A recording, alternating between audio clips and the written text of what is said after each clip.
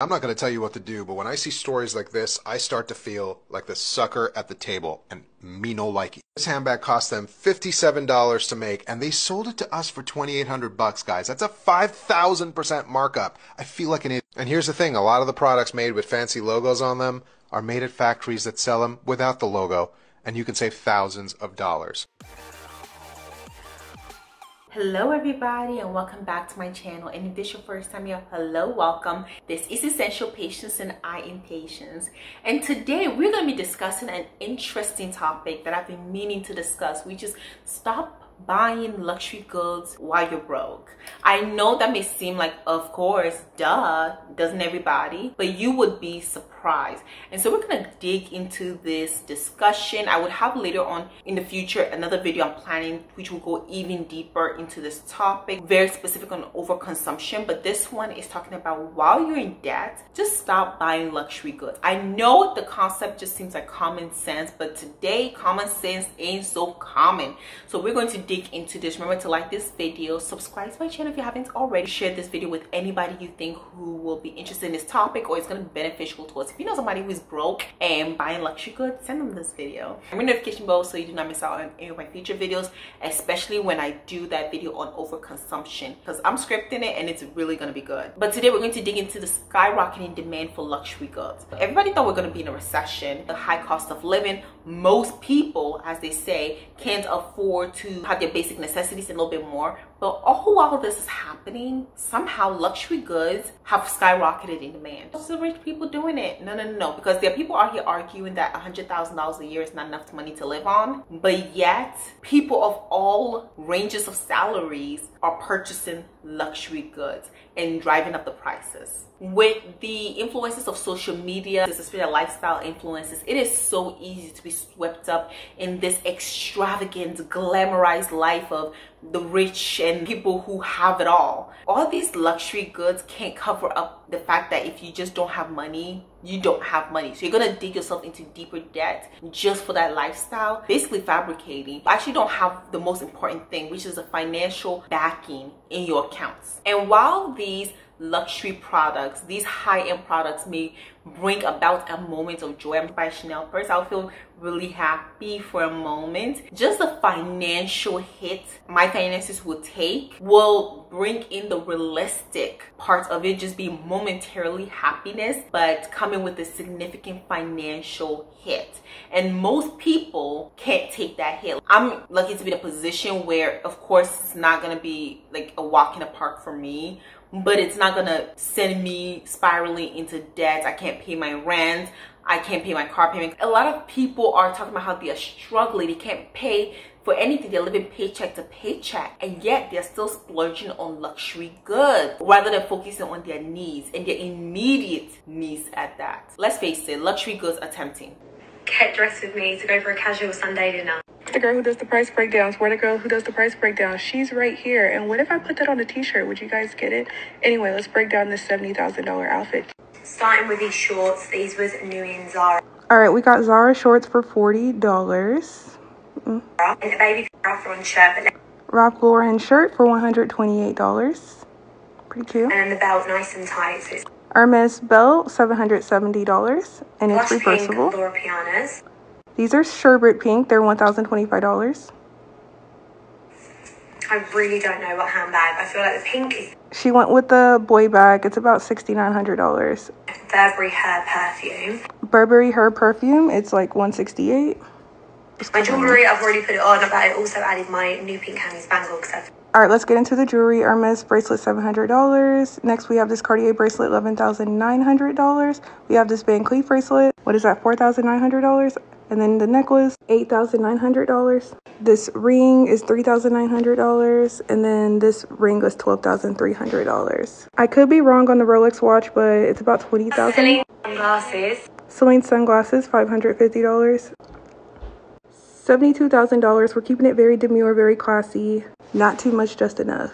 Even as a person who is not very materialistic, it's still tempting when you see a beautiful Louis Vuitton red bottom shoes. I was one time even tempted about a Birkin. I was thinking I would graduate out here and buy myself a Birkin at 22 years old. Wow, thank God I didn't fall into that trap. I definitely got enchanted by my first luxury buy, which was the Coco Chanel perfume. I bought for myself for my graduation. It was just about like $150. It's considered high end for perfumes. Probably on the lower end, we were talking about luxury goods. It's tempting, but the possibility of spending so much money that it puts you into a space of financial devastation is very real for a lot of Americans.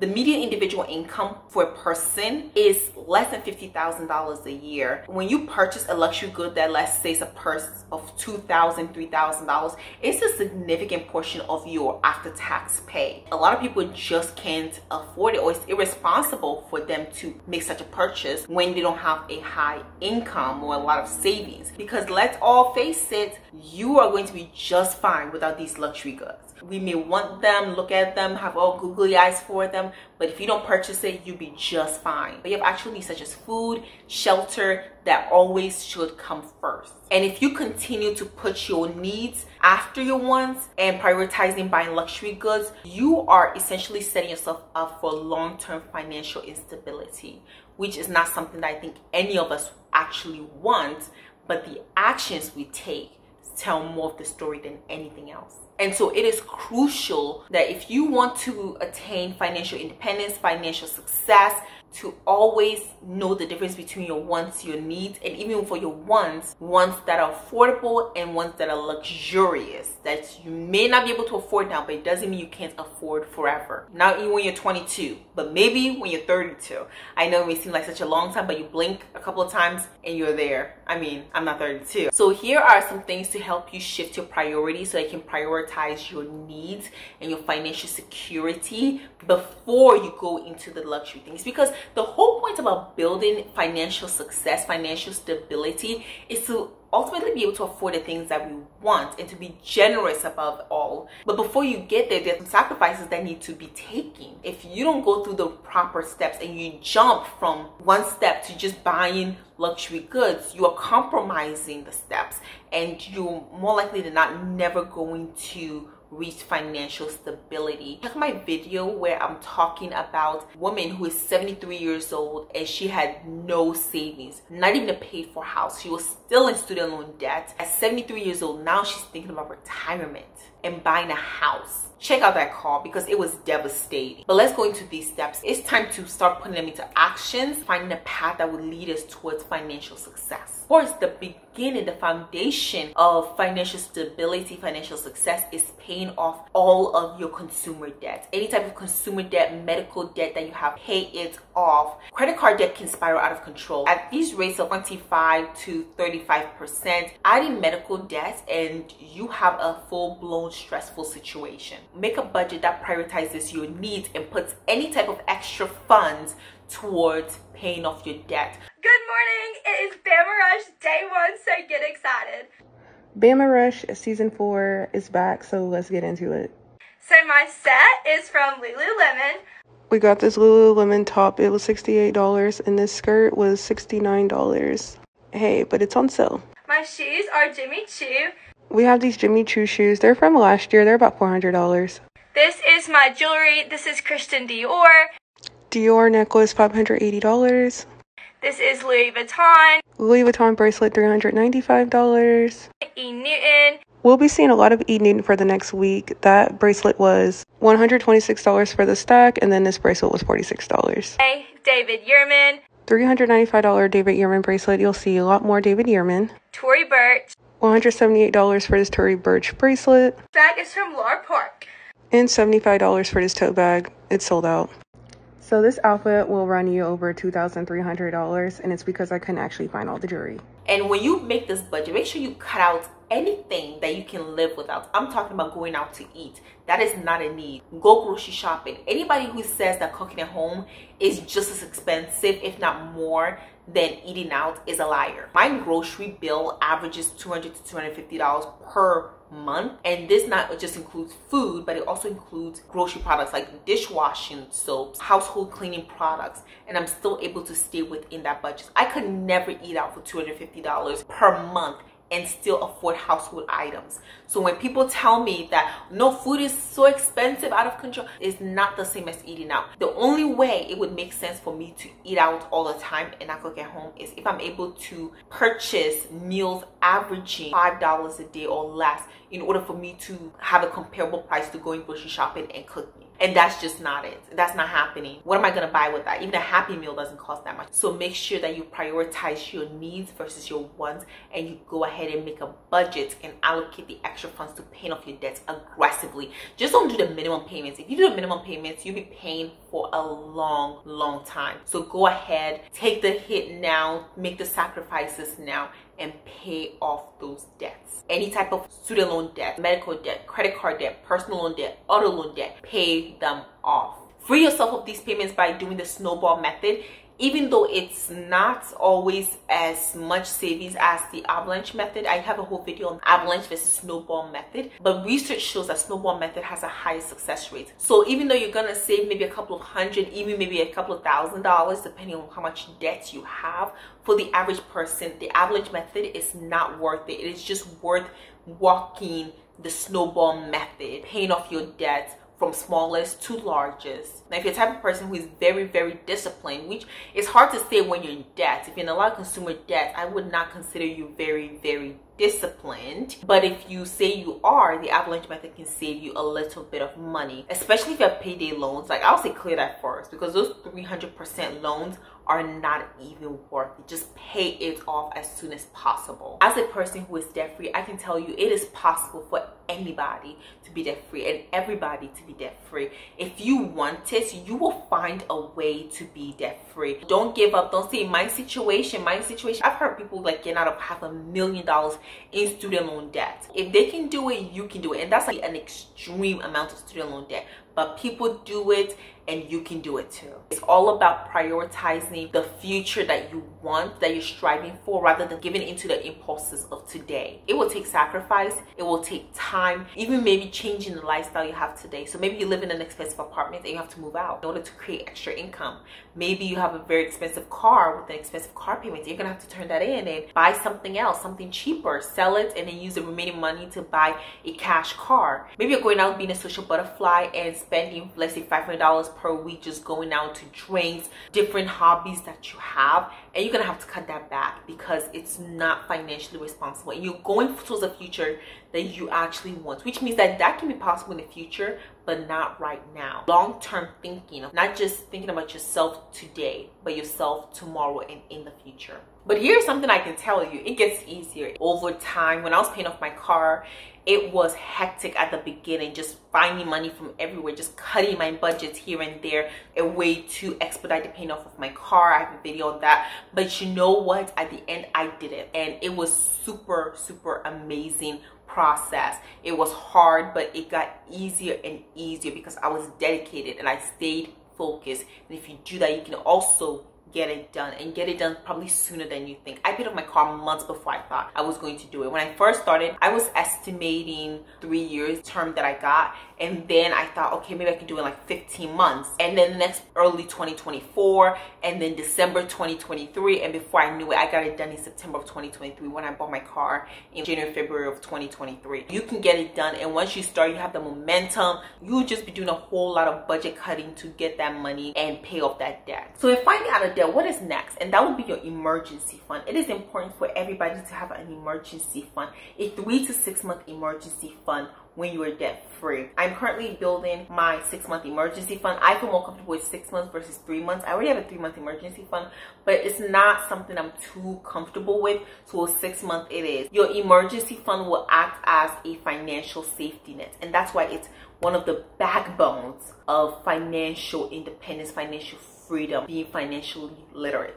There's so many emergencies that we cannot predict. Getting laid off from your job, a medical emergency, you have to fly to be with the people who are mourning. Maybe something happens and your car breaks and now you need a car. Those things come up, those things show up, and we don't plan for them. We always pray for the best, but you plan for the worst. So always make sure you have an emergency fund. Lean towards the 6-month emergency fund because I feel more comfortable with that than the 3-month emergency fund. And having an emergency fund, it acts like a cushion that would prevent you from going back into debt when life just hits you with a curveball. So if you somehow lose your job and you can't pay your rent for the next couple of months, you have a safety net, so you don't have to go into debt to get your rent payment.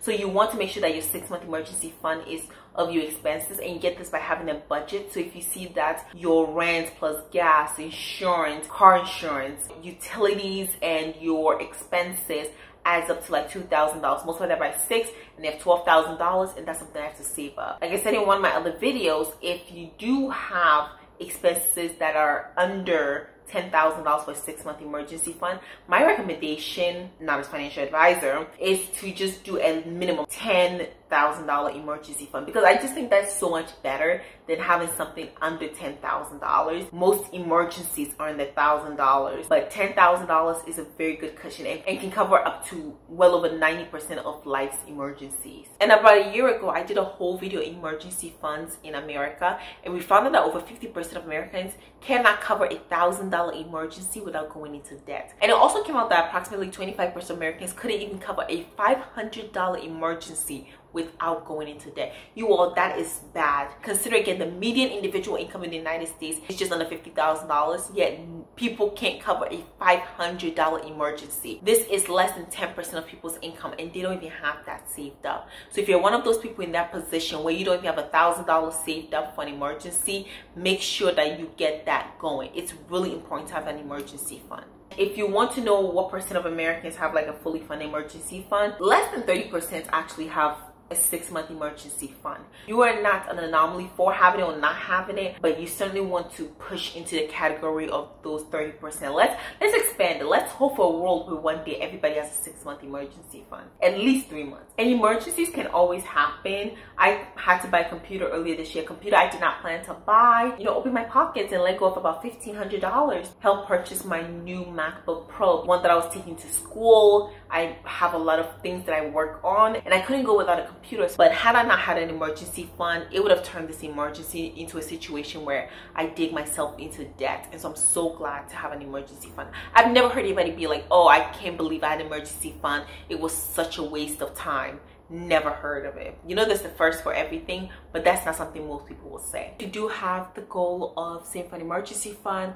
Take your expenses from your budget, save up 6-month emergency fund, continue saving. It may take you a while to get all of that saved up, but try and save it as soon as possible so that you can move on to bigger and better things. And those bigger and better things includes owning a house, retiring one day. One of my goals is to own a house one day because I'm already investing in retirement. I've been investing in retirement since I was 20 years old. Owning a home is a significant milestone for most Americans. It's part of the American dream, owning a house with a white picket fence.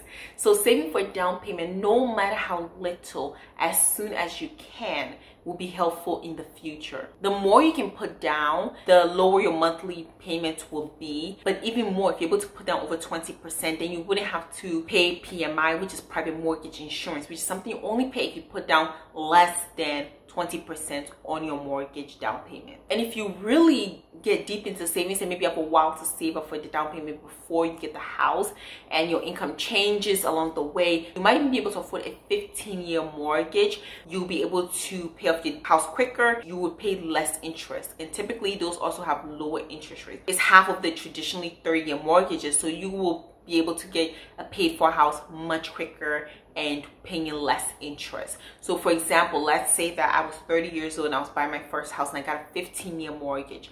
Well, I'll be done paying off the house by age 45 if I don't do any other extra payments. But if I get a 30-year mortgage and I don't do any extra payments, I'll be done with that house by the time I'm 60 years old, which is much older. But the good news is that no matter what, you have a paid for house going into retirement. That's one of the best things ever, because being able to stabilize your house housing during retirement is very important. Yes, property taxes will go up. Yes, things will break and would need maintenance. All these other fees and stuff will come along, but it's nothing like rent. A lot of those are predictable. They take a while to kick in. You don't just have property tax of 1% this year and then 10% next year. It takes a while to get up there versus rent. Rent can literally rise up over 10% in a year. So making sure they have these steps, you're doing the best that you can, getting this sorted out. That would be amazing. You can also pay cash for your next car, which is something that I certainly want to do. I want to buy my next car in cash. It'll be a long time from now. Being able to reach that goal of buying your dream car in cash, not having to finance it, not having to pay anybody interest. Like, I paid less than $200 on my previous car payment, and I loved it. I absolutely love it. Next time I would like to pay $0. I personally believe that buying a car is a money pit, and I definitely knew that when I bought my first car. It is a depreciating asset, more so a liability than anything. If you're going to buy it the right way. It doesn't mean you can't buy an expensive car. It doesn't mean you can't get your dream Lamborghini, but make sure that you're not taking on huge payments. The average car payment for a new car now is over $750, and for a used car it's well over $550. That's a lot of money. A big ticket item in people's budgets, not including the insurance of the car, the gas in the car, the maintenance in the car. It can well easily be over $1,000 just to transport yourself from point A to point B throughout the month. But if you are going to buy a brand new car or a used car, I would suggest you use the 23-8 rule from the Money Guys, which means that you should put 20% down. It should be no longer than 3-year term, and the cost on a month-to-month basis or the yearly basis should be no more than 8% of your income. And I will always say this, it is never too early to start saving for retirement. I have a whole video on these accounts that can help you to retire and retire well. The HSA, the 401k, the Roth IRA. So check them out. I'm not going to talk too much about it, but you want to make sure that you are maxing out at least your HSA, your Roth IRA, and contributing at least to the employer match for your 401k. These are great tax advantaged account that you should be taking advantage of. And if you want to learn more about it, be sure to check out my video so that we can go more into depth with it. I don't want to go too much into depth in this video. And it is important that during your journey, you're going to see people do things, people have things. You might feel a little jealous, a little envious, but know the numbers. And once you know the numbers and you know that social media just isn't a real place, it is a place where people lie, people fabricate, people glamorize their lives, show other people for clout and for life and for money, to make money off of you. But once you know the real numbers, the real salaries of the country, it will make more sense as to why you're not doing as bad as you think you are. So let's go through some median household income, median personal income, average household income, average personal income. Well, let's actually start with the personal income. So I got these numbers, they are reputable sources, and they are for 2022, most of them, because it takes a while for the new data to kick in. So we probably wouldn't get any numbers for 2023 till maybe later this year, maybe next year. So for 2022, the median individual income was $40,480. That is for the median all across America. There are places that are high cost and places that are low cost. So it means 50% of people make more than this, while 50% make this or less. So this is the median. What you see on social media isn't always real. People are not able to afford Birkin bags, luxury. A lot of them are lying to you. A lot of them are renting, participating in fake brands to show you that they have more than they actually do. The average salary is $63,214. I know that may seem a little bit more, well over $12,000 more. Why is that? The reason is because the median and the average are different. So the median tells a better story because, again, 50% make more, 50% make less.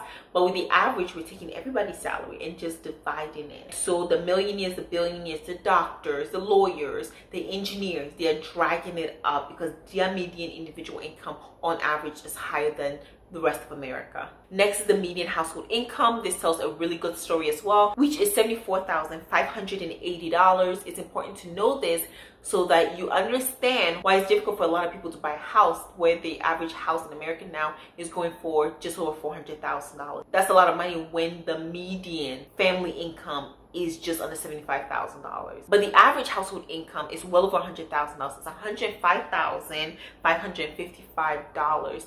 And this tells the story that Americans on average are doing well, but when you're looking at the median, it shows that more than 50% of people are making under $75,000 as a household income. That's why I wanted to present all these numbers to you, because I think it's really important and it tells the story. I don't want to take out any part of the story, but know your numbers. And so now hopefully I have convinced you to stop buying luxury goods and rather focus on financial responsibility. Know that it's going to take sacrifice. It's absolutely going to take sacrifice. It's going to take you prioritizing your needs over your wants.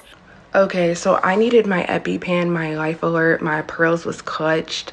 Besties, put your seatbelts on because we're in for a ride. All right, let's break it down. Let's get into it. So starting off, we have this Louis Vuitton scarf. It's $485. Next, we have this Louis Vuitton purse for $700. Okay, so next we have this Louis Vuitton trunk. It looks like it's $11,100. What is that? Oh, it's a Louis Vuitton speaker for $2,230. And then this bag chain is $600. We have another purse. Look like the purse will be for $8,224. And then another purse, just different color, $8,224. And then this bag is $8,402. These Louis Vuitton sandals are $1,080, and then these Louis Vuitton shoes are $1,228. We have another Louis Vuitton scarf for $485, Louis Vuitton shoes for $915, another scarf for $485, and this cologne for $320. All right, now moving on to Chopard, honey. Chopard, period, $6,800 for that bracelet. This necklace will be, what, $15,100. This ring is $3,700, and then this bracelet is $16,200. And then this bag is like $1,000 or something. This bracelet's $11,800. And then we got the Rolly, and the Rolly, oh, look at it, is $19,200. So our grand total is $124,578, and that's not even everything. So yeah. Your financial stability in the future over temporary impulse satisfaction, and it's going to take so much of yourself. You have to be involved in the situation. People can't do this for you. You're going to have to do it for yourself. You're going to have to want it bad enough and do it for yourself in order to succeed. It's going to take time. It's going to take a lot of sacrifice. Maybe you getting a couple more jobs, maybe switching jobs to a higher paying job to get this done. But whatever it is, get it done. If you feel it in your spirit that this is something that you need to do, get it done. You're also going to have to fight against lifestyle inflation or lifestyle creep. And most of all, it's going to take a change in mindset, a change in the way you look at life and your attitude in which you walk out onto this world with, because that is one of the things that is stopping a lot of people from being financially successful. It's that attitude, it's the pride, it's the mindset that is holding them back. So in conclusion, by prioritizing your needs over luxury goods, you are building a financially stable life for yourself, a financially free life for you and your family, and for the generations that come after you. And while I mentioned at first about the temporary satisfaction that luxury goods bring, financial stability can bring on so much of peace, lifelong peace. I know people say money doesn't buy happiness, but if you're already unhappy and then you have money issues, it's gonna get worse. You're unhappy and then you don't have money issues, it could help you get better. I think that saying is overused and it's not being used properly. Yes, money can't buy happiness, but it doesn't mean that we shouldn't be financially stable. So stay focused, make good financial decisions and goals, and let your day-to-day action show you going towards it. Your future self will thank you for making that sacrifice and getting it done. So thank you all for listening and hopefully taking first few steps towards financial freedom, financial success. And if you found this helpful, remember to like this video, subscribe to my channel, and ring the notification bell so you do not miss out on any of my future videos. Be sure to share this video with somebody you think will be helpful towards, because I'm trying to reach out to as many people as possible. If you have a friend who you think will really benefit from this, be sure to share this video with them. Remember to also leave a comment in the comment section. Have you ever done something stupid like buy luxury goods while you were broke? What are you sacrificing now for your future self? Overall, are you happy with the way you're living financially? Let me know. I'll be reading all of your comments and responding to them as well. So with that, I'm bringing this video to an end. Thank you all so much, and I'll see you in the next one. Bye.